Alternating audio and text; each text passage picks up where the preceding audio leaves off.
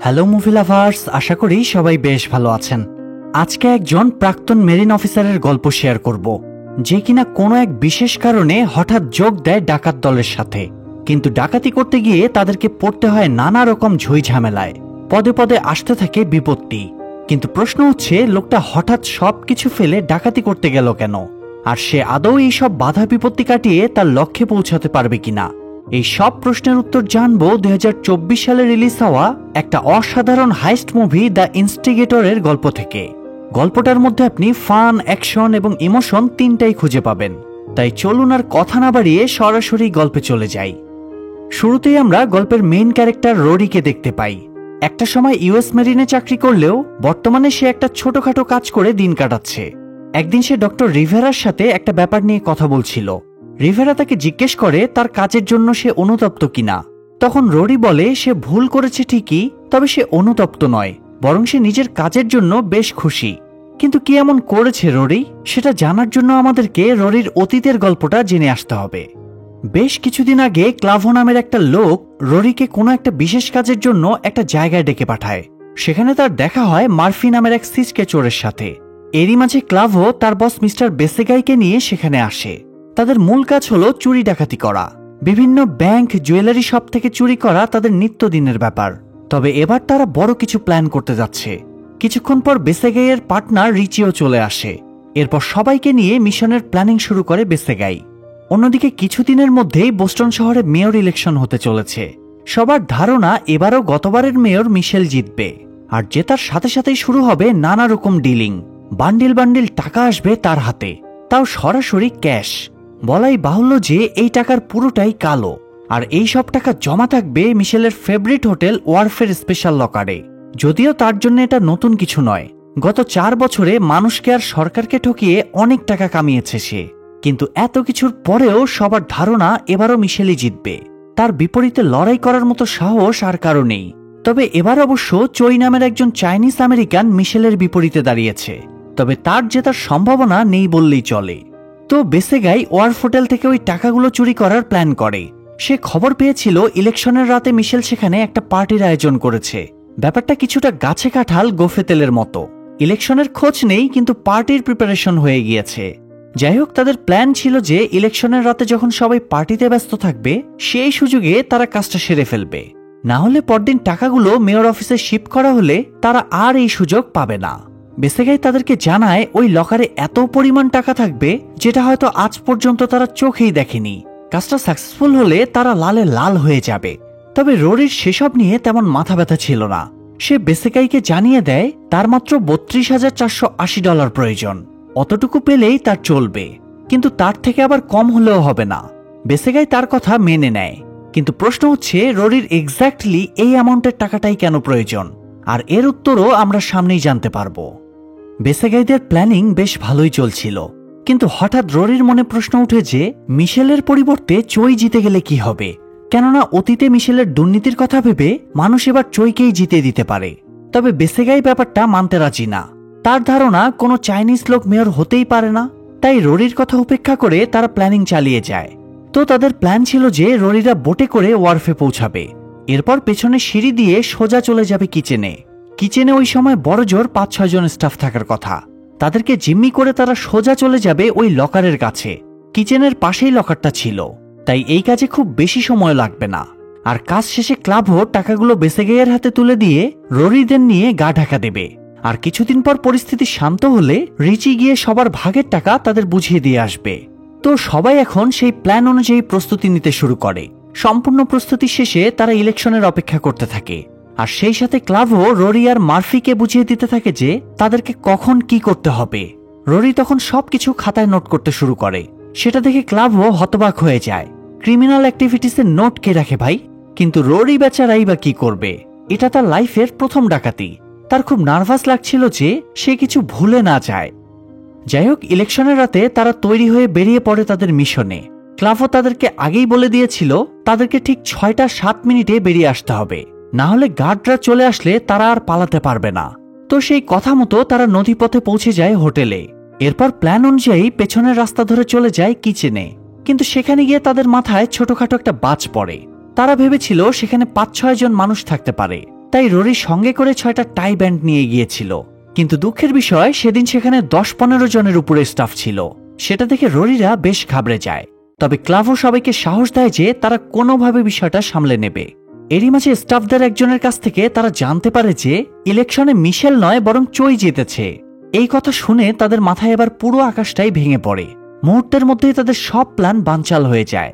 আসলে সব থেকে স্টুপিড ব্যাপার হলো তারা এত বড় একটা প্ল্যান করেছে অথচ আসল জিনিস অর্থাৎ ইলেকশনের রেজাল্টের ব্যাপারে কোনো খোঁজ নিতেই ভুলে গিয়েছে। ব্যাপারটা অদ্ভুত, তাই না? তবে এত বড় একটা ধাক্কা খেয়েও তারা নিজেকে সামলে নেয়, কারণ তাদের মনে হচ্ছিল মেয়রের লকারে এখনো অনেক টাকা আছে। সেগুলো যেহেতু কালো টাকা তাই সেগুলো ব্যাংকে রাখা সম্ভব নয়। এই কথা ভেবেই ক্লাভো ম্যানেজারকে ভয় দেখিয়ে লকারের কাছে নিয়ে যায়। ম্যানেজার তাকে বোঝানোর চেষ্টা করে যে লকারের ভেতর কিছুই নেই, কিন্তু ক্লাভো তার কথা শোনে না। তখন ম্যানেজার লকারটা খুলে দিলে দেখা যায় সেখানে টাকা তো দূরের কথা, একটা কয়েনও পড়ে নেই, শুধু কয়েক টুকরো কাগজ পড়ে আছে। ম্যানেজার তাকে জানায় লকারে টাকা ছিল ঠিকই, তবে সবগুলো ওই দিন সকালেই সেখান থেকে শিফট করে দেওয়া হয়েছে, কারণ মিশেল ভেবে রেখেছিল ইলেকশনে জিতলে তার কাছে আরো অনেক টাকা আসবে, তাই আগের টাকা সরিয়ে নতুন টাকা রাখার জন্য জায়গা করে রেখেছে সে। সেটা শুনে ক্লাভো হতাশ হয়ে যায়। সে তখন ওই কাগজগুলোই ব্যাগে ভরে দিতে বলে। তার কথা শুনে ম্যানেজার একটু অবাক হয়, কিন্তু ক্লাভোর তাতে কিছুই যায় আসে না। তাকে ব্যাগ ভর্তি করতে বলা হয়েছিল তাই সে সেটাই করেছে। মানে কতটা বোকা হলে মানুষ ডাকাতি করতে এসে সব অদ্ভুত কাজ করতে পারে। এমন সময় রোরি আর মার্ফি সেখানে এসে লকার খালি দেখে জানতে চায় টাকাগুলো কোথায় গেল। ক্লাভো তখন তাদেরকে সবটা বুঝিয়ে বলে। এরই মাঝে ম্যানেজার ক্লাভোর উপর অ্যাটাক করে তার মুখের মাস্কটা খুলে ফেলে। তখন ক্লাভো রেগে গিয়ে তার উপর অ্যাটাক করতে গেলে রোরি আর মার্ফি তাকে ধরে নিয়ে সেখান থেকে বেরোতে শুরু করে, কিন্তু বেরোতে গিয়ে বাঁধে আরেক ঝামেলা। তারা বেরোনোর রাস্তাই ভুলে যায়, তাই এবার রাস্তা খোঁজার জন্য এদিক সেদিক চক্কর কাটতে থাকে তারা। এদিকে মিশেল ইলেকশনে জিততে না পারায় সে এবং তার সঙ্গীরা খুব চিন্তায় পড়ে যায়, কারণ চই যখন পরদিন সকালে অফিসে গিয়ে মিশেলের গত 4 বছরের হিসাব নিকাশ দেখবে তখনই তো তার সব দুর্নীতি ধরা পড়ে যাবে। তখন তাকে জেলে যাওয়া থেকে কেউ আর আটকাতে পারবে না। সে বুঝতে পারছিল না কিভাবে সে এই সব কিছু সামাল দেবে। এরই মাঝে হঠাৎ রোরিরা ঘুরতে ঘুরতে পৌঁছে যায় মেয়রের সামনে। সেখানে আর্মি চিফও উপস্থিত ছিল। তবুও তারা সাহস দেখিয়ে মেয়রদেরকে জিম্মি করে তাদের কাছে যা কিছু আছে সবকিছু দিয়ে দিতে বলে। মেয়র তাদেরকে সাবধান করে দেয়, কিন্তু ক্লাভোরা একটুও ভয় পায় না। তারা সেখানে থাকা সবার টাকা পয়সা, দামি ঘড়ি, এমনকি মিশেলের দাদার গিফট করা ব্রেসলেটটাও নিয়ে নেয়। মিশেল তাদেরকে রিকোয়েস্ট করে ব্রেসলেটটা অন্তত তাকে দিয়ে দিতে, কারণ সেটা তার দাদার শেষ চিহ্ন ছিল। কিন্তু ক্লাভো তার কোনো কথাই শোনে না। এরই মাঝে হঠাৎ একটা লোক এসে সেখানে গুলি চালাতে শুরু করে। সেটা দেখে আর্মি চিফ তাকে গুলি করে মেরে ফেলে, কিন্তু সেই গোলাগুলিতে ক্লাভো সেখানেই মারা যায়, আর মার্ফিও গুরুতরভাবে আহত হয়। এইসব দেখে রোরি খুব ভয় পেয়ে যায়। সে কোনো মতে মার্ফিকে নিয়ে পালাতে শুরু করে। তাদের হাতে আর বেশি সময় ছিল না, অলরেডি 6টা 7 বেজে গিয়েছিল, কিন্তু মার্ফির হাঁটার মতো শক্তি ছিল না। তখন রোরিও আর তাকে একা ফেলে যেতে পারে না, তাকে নিয়েই সেখান থেকে পালাতে শুরু করে। কিন্তু দুঃখের বিষয় ঘুরে ফিরে তারা আবার পৌঁছে যায় কিচেনে। সেখানে অলরেডি ততক্ষণে একজন গার্ড পৌঁছে গিয়েছিল। সেটা দেখে রোরি বেশ ভয় পেয়ে যায়। তখন মার্ফি ওই গার্ডকে গান পয়েন্টে রেখে তার কাছ থেকে গাড়ির চাবি নিয়ে সেখান থেকে পালাতে শুরু করে। মার্ফির অবস্থা খারাপ দেখে রোরি গাড়ি ড্রাইভ করতে চাইলে মার্ফি তাকে বাধা দিয়ে নিজেই গাড়ি ড্রাইভ করতে শুরু করে। এক হাত দিয়ে গাড়ি সামলানো তার জন্য খুব কষ্টকর হয়ে যাচ্ছিল। একটা সময় সে ইমব্যালেন্স হয়ে এক পুলিশের গাড়ির সাথে অ্যাক্সিডেন্ট করিয়ে দেয়। এতে পেট্রোলিং এ থাকা পুলিশরা তাদের পেছনে পড়ে যায়। মার্ফি কোনো মতে গাড়িটা নিয়ে তাদের হাত থেকে পালাচ্ছিল। এরই মাঝে হঠাৎ একটা শব্দ শুনে সে ভীষণ ঘাবড়ে যায় আর ফিসফিস করে রোরিকে দ্রুত সিট বেল্ট পরে নিতে বলে। রোরি বুঝতে পারছিল না মার্ফি হঠাৎ ফিসফিস করছে কেন, তবে সে কোনো উচ্চবাচ্য না করে সিট বেল্টটা পরে নেয়। তখন মার্ফি গাড়িটা নিয়ে একটা ফাঁকা গোডাউনের দরজা ভেঙে ভিতরে ঢুকে পড়ে। এরপর গাড়ি থামিয়ে দ্রুত বাইরে বেরিয়ে আসে। তার পেছন পেছন রোরিও বেরিয়ে আসে, তবে মার্ফির কাজের মাথা মুন্ডু সে কিছুই বুঝতে পারে না। সে মার্ফিকে এই ব্যাপারে জিজ্ঞেস করলে সে জানায় তাদের গাড়ির পেছনে কেউ একজন বসে আছে, আর সেই শব্দটাই সে শুনেছে। রোরি সেটা শুনে অবাক হয়ে যায়। গাড়ির ভিতর মানুষ আসবে কোথা থেকে? তখন মার্ফি বলে তারা যখন হোটেল থেকে পালাচ্ছিল তখন শুধুমাত্র একজন গার্ডকে দেখতে পেয়েছে, কিন্তু সেখানে তো থাকার কথা 2 জন গার্ড, অর্থাৎ ওই দ্বিতীয় গার্ড নিশ্চয়ই গাড়ির ভেতর লুকিয়ে বসে আছে। কিন্তু রোরি সেটা মানতে চায় না। তার মাথার ভেতর তখনও শুধু টাকার চিন্তাই ঘুরপাক খাচ্ছিল। তাই সে মনে করে ভেতরে হয়তো কোনো টাকার ব্যাগ রাখা আছে, আর সেটার শব্দই মার্ফি শুনেছে, যে কারণে সে এবার গেট খুলে ভিতরে চেক করতে চায়। কিন্তু মার্ফি তাতে রাজি হয় না, কারণ সে জানতো গেট খুললেই লোকটা তাদের উপর অ্যাটাক করবে। তবে রোরিও নাছোড়বান্দা। তার জোরাজুরিতে মার্ফি গেট খুলতে বাধ্য হয়। গেট খোলার সাথে সাথেই ভেতরে থাকা গার্ড সত্যিই তাদের উপর অ্যাটাক করে। যদিও সৌভাগ্যবশত মার্ফি তৎক্ষণাৎ দরজা বন্ধ করে দেওয়াতে কারো কোনো ক্ষতি হয় না। এরপর দুই পক্ষের মধ্যে ঝগড়া শুরু করে। তারা একজন আরেকজনকে রাগাতে থাকে। একটা পর্যায়ে মার্ফি গার্ডকে বলে তার 1 থেকে 3 গোনার মধ্যেই ওই গার্ডকে বেরিয়ে আসতে হবে। এরপর তাদের মধ্যে ফাইট হবে। গার্ড তার কথা মেনে নিলে মার্ফি কাউন্টিং শুরু করে। তবে 1 বলার পরেই সে চুপচাপ রোরিকে নিয়ে সেখান থেকে পালিয়ে যায়। এদিকে তাদের দেরি দেখে গার্ড বাইরে বেরিয়ে এসে দেখে মার্ফিরা ততক্ষণে উধাও হয়ে গিয়েছে। এদিকে সেখান থেকে পালিয়ে তারা একটা বিল্ডিং এর সামনে এসে কতগুলো গাড়ি দেখতে পায়। মার্ফি সেখান থেকে একটা গাড়ি স্টার্ট করে রোরিকে তাতে উঠে বসতে বলে। রোরি তাকে বিনা চাবিতে গাড়ি স্টার্ট করতে দেখে অবাক হয়ে যায়। যদিও চোরদের তো এসবের প্র্যাকটিস থাকে, তাই সে কথা না বাড়িয়ে গাড়িতে উঠে বসে। সে মার্ফিকে এই অবস্থায় গাড়ি চালাতে নিষেধ করে, কিন্তু মার্ফি তার কথা মানতে চায় না। তার সন্দেহ ছিল রোরিকে গাড়ি চালাতে দিলে রোরি তাকে ফেলে রেখে চলে যাবে। যাই হোক, তারা গাড়ি নিয়ে রাস্তার পাশে একটা হলুদ বাড়িতে গিয়ে উঠে। মার্ফি সবসময় যে বারে আড্ডা দিত ওই বাড়িটা সেই বারের মালিক কেলির, তবে সেখানে কেউ থাকতো না, যে কারণে তারা অনায়াসে সেখানে থাকতে শুরু করে। অন্যদিকে মিশেল ওই শহরের বেস্ট অফিসার ফ্রান্সিসকে ওই ব্রেসলেট উদ্ধারের দায়িত্ব দেয়। ফ্রান্সিসের কাছে বিষয়টা একটু অদ্ভুত লাগে। কি এমন আছে ওই ব্রেসলেটে যার কারণে মিশেল সেটা পাওয়ার জন্য পাগল হয়ে গিয়েছে?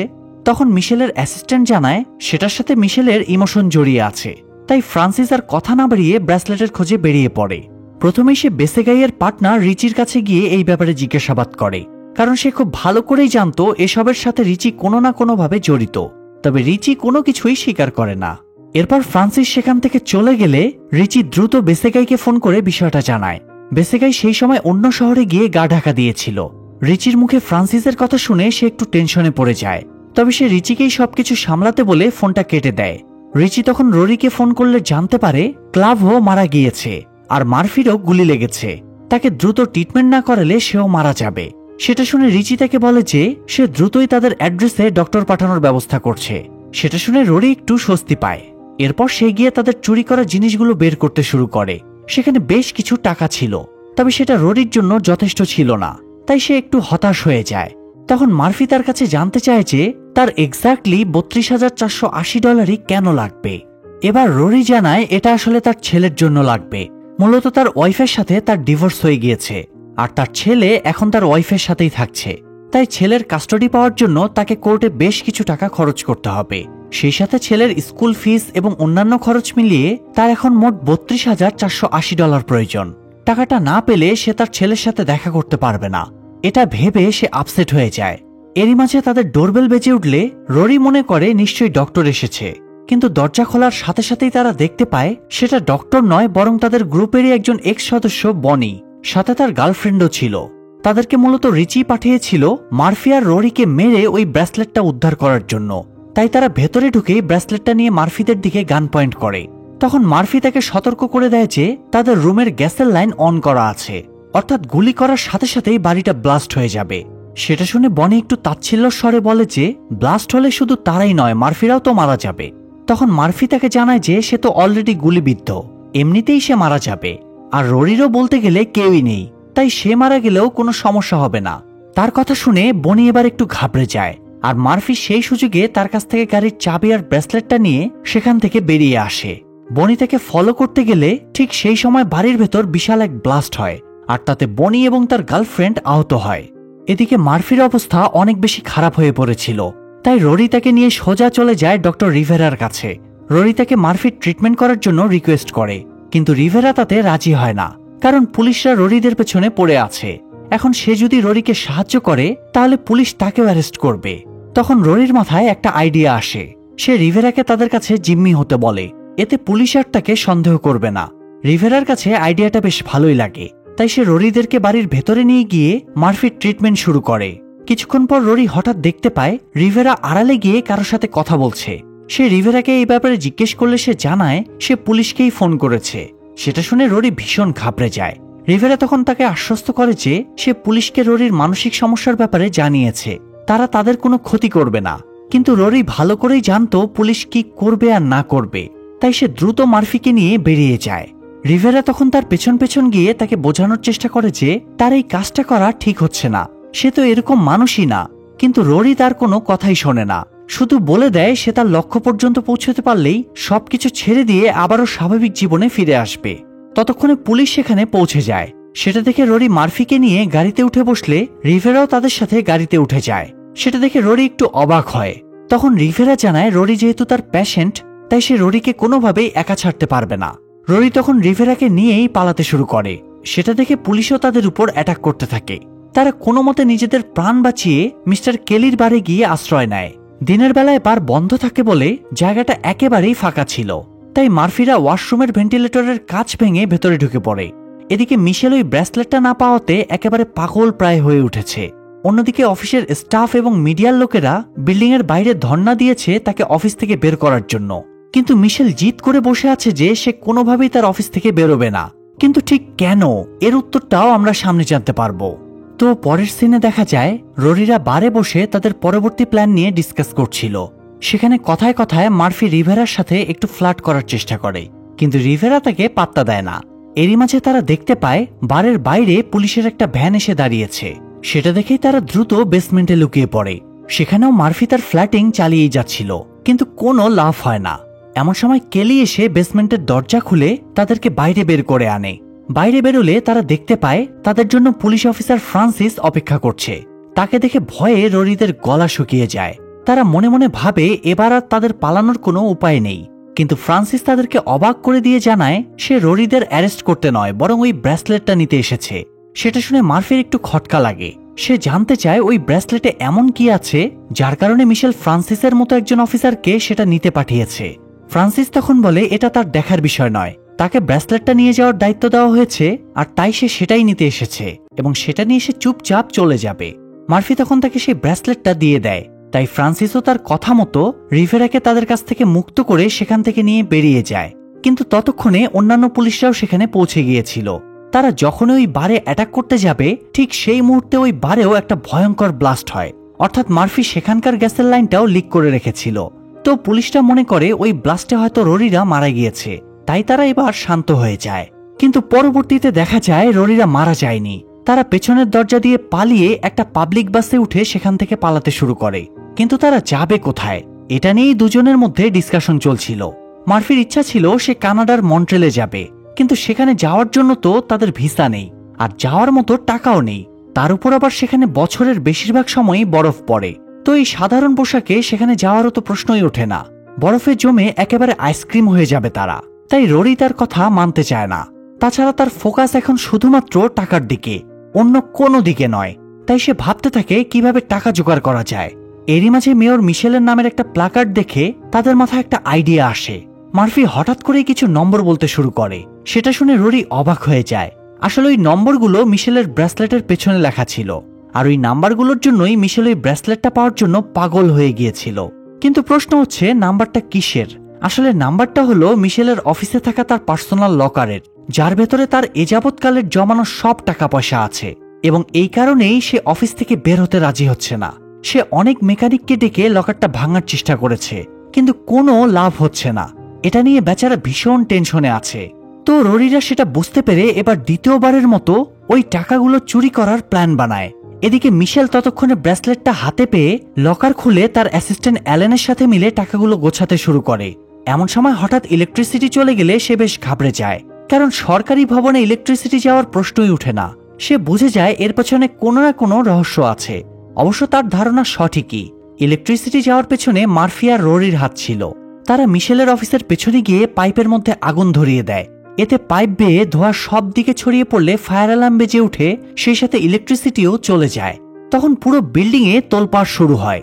সেই সুযোগে মার্ফি আর রোরি ফায়ার ফাইটার সেজে অফিসের ভেতরে ঢুকে পড়ে, কিন্তু ততক্ষণে আসল ফায়ার ফাইটাররাও সেখানে পৌঁছে সবাইকে উদ্ধার করতে ব্যস্ত হয়ে পড়ে।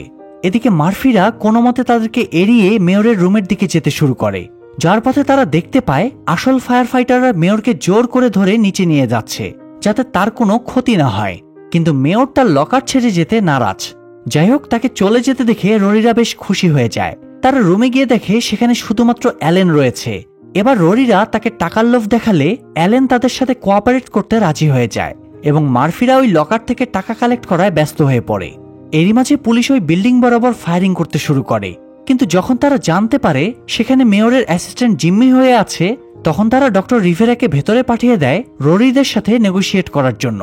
সেখানে পৌঁছে এত টাকা দেখে রিভেরার মনে একটু লোভ জাগে, তবে পরক্ষণে সে নিজেকে কন্ট্রোল করে রোরিকে বোঝাতে শুরু করে যে তার এসব করা উচিত হচ্ছে না, এই টাকাগুলোর উপর তার কোনো অধিকার নেই।